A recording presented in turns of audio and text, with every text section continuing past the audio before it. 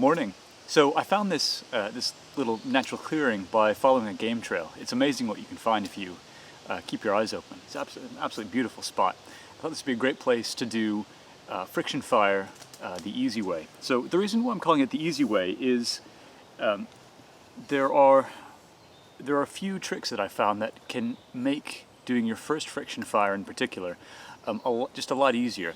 I remember when I was a boy, my dad had a friction fire set, and it was made out of cedar, and it had a leather thong for the cordage. And I remember looking at that, I thought to myself, wow, you've got to be someone special to do a friction fire. But actually, you don't. It takes a bit of practice, but actually, it's really attainable for anyone if you really want to.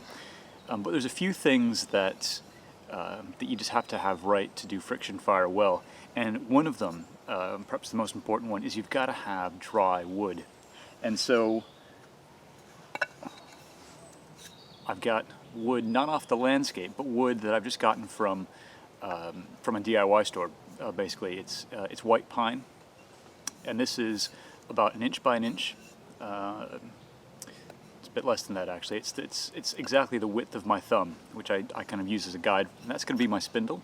We're going to cut that in a second.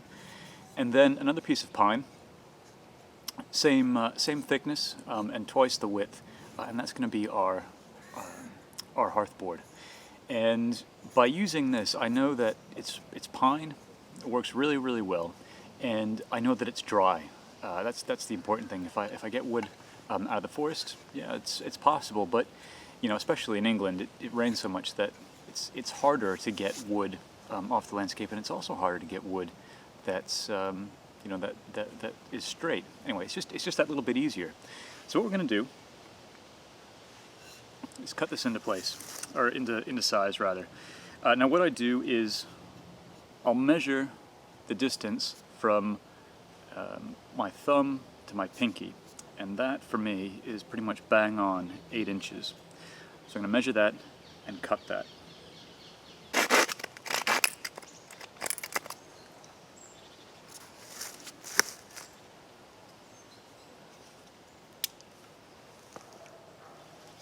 Okay, so that's my spindle. It's 8 inches long, and it is the perfect thickness on both sides. So I don't need to do too much work on this, but I do need to make it a bit more round.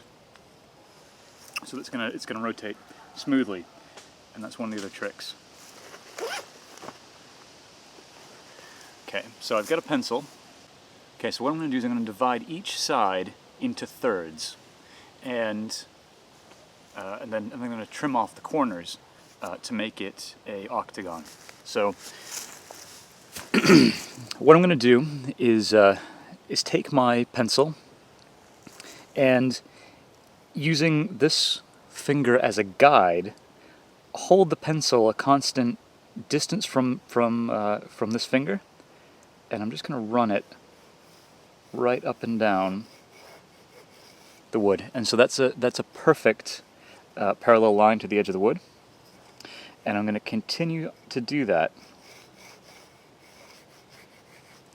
Okay, so you can see how what I've done that there. I've divided into thirds. I'm going to do that on every single side of this piece of wood. Okay, so that's all 4 sides. Another thing to mention, there's nothing special about the grain on this wood. For a while I thought that you had to get it nearer or farther away the center of the tree.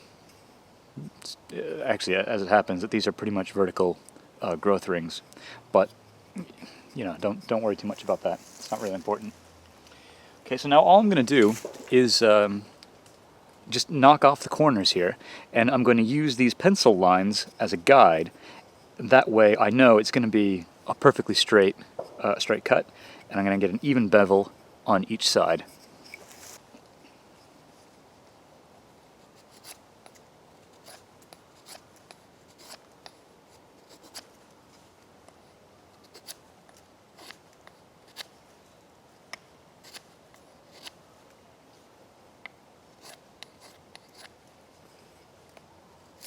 So that's one.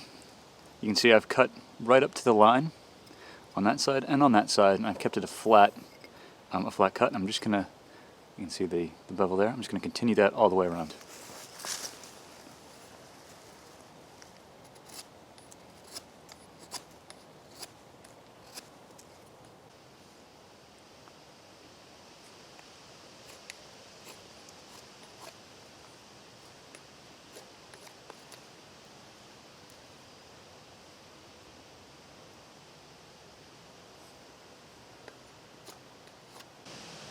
Okay, so I've got my bevels carved.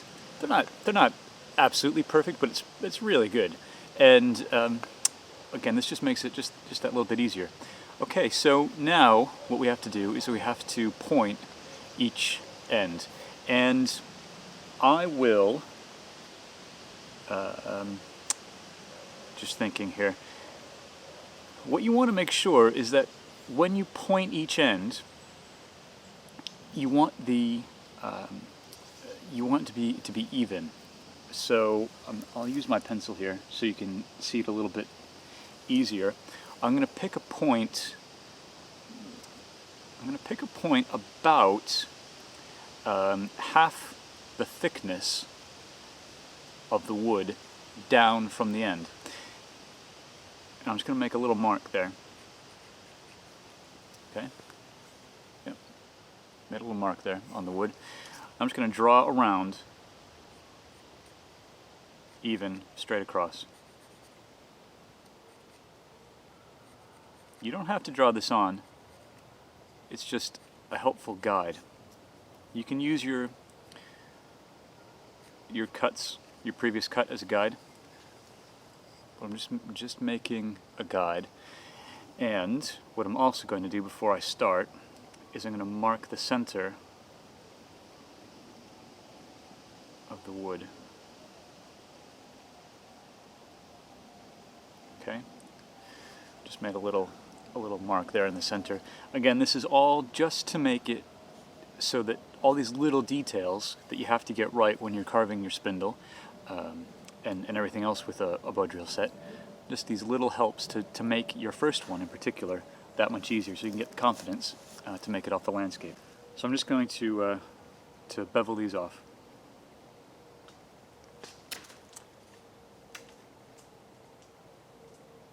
I'm just lining my knife up on that line and cutting a single cut.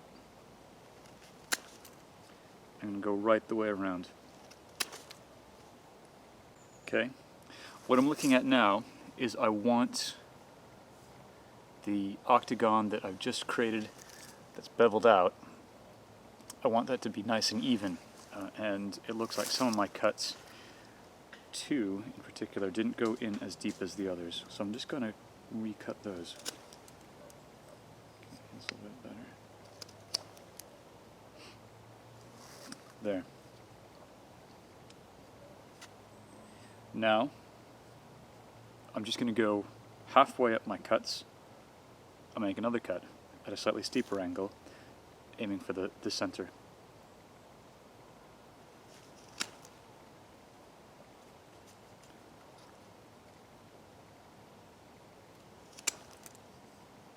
So now I've done two sets of cuts. Hopefully you can see that clearly. And we're almost at a point. I want that to be a pretty strong point. So I'm just going to do this just again.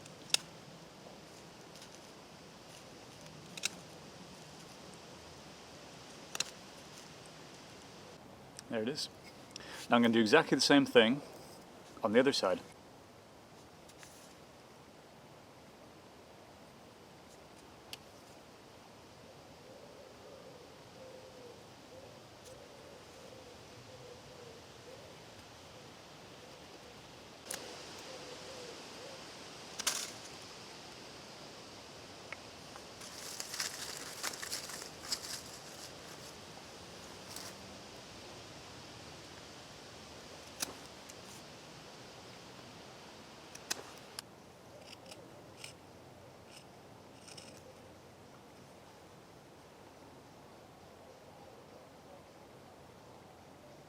There's that one.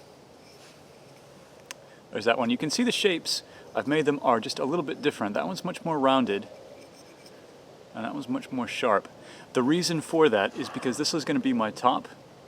That's going to be my bottom. The top, I want there to be less friction as it spins. So that is my spindle, completely finished.